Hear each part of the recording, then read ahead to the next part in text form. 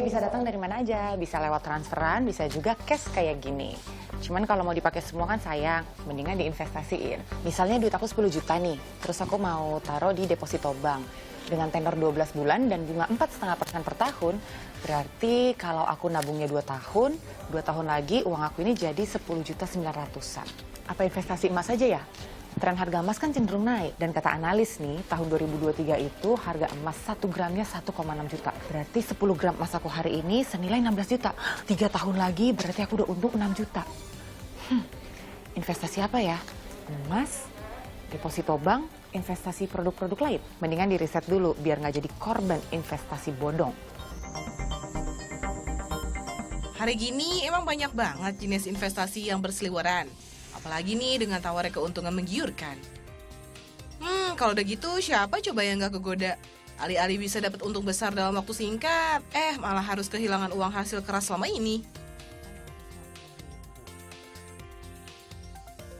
Kayak Michelle Wibowo nih, pengusaha muda asal ibu kota Jakarta ini. Ia menelan pil pahit karena harus kehilangan uang hingga miliar rupiah dalam sekejap aja. Karena percaya dengan teman yang bekerja di perusahaan investasi. Tertariknya waktu itu karena bunganya ya lumayan 9,5% gitu. Kalau biasanya saya taruh di bank itu kan 4,25 atau 5,5 gitu. Total dari seluruh kerugian dari koperasi, asuransi, ada ikut arisan bodong, investasi tas, investasi yang model seperti inilah ya.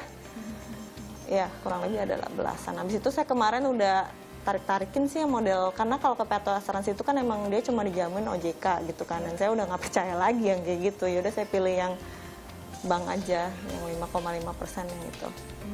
Yang kecil nggak apa-apa, cuma maksudnya saya bisa tidur nyenyak gitu.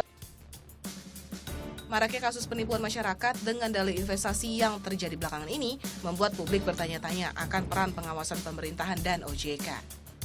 Mereka heran mengapa kejadian investasi bodong bisa terus berulang. Kalau udah begini, bisa-bisa masyarakat nantinya jadi anti nih buat membantu menggerakkan ekonomi pemerintah. Jadi kegiatan-kegiatan investasi bodong ini kan banyak sekali ragamnya.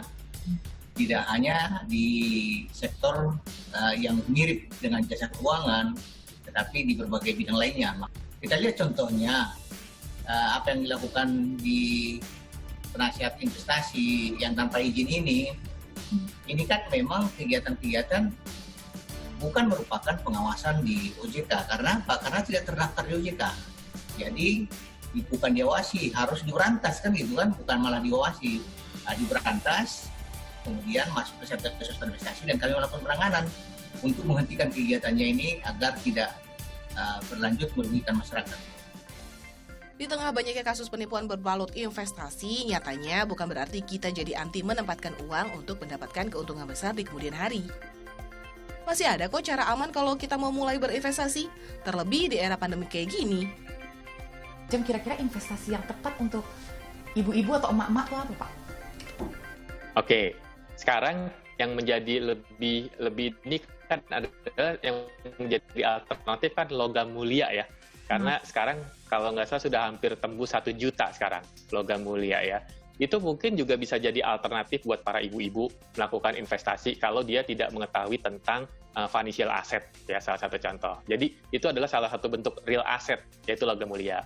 Kalau mereka punya uangnya lebih banyak misalnya, tentu mereka bisa mencari alternatifnya dalam bentuk properti. Yang ideal untuk kita investasikan? Yang lebih ideal itu minimal, Anggi, 10% minimal. Jadi kalau misalnya Anda punya penghasilan 10 juta, minimal 1 juta. Karena itu minimal, sebaiknya lebih tinggi, lebih bagus. Harus diingat ya good people, yang namanya investasi itu harus betul-betul bijak dan ekstra hati-hati.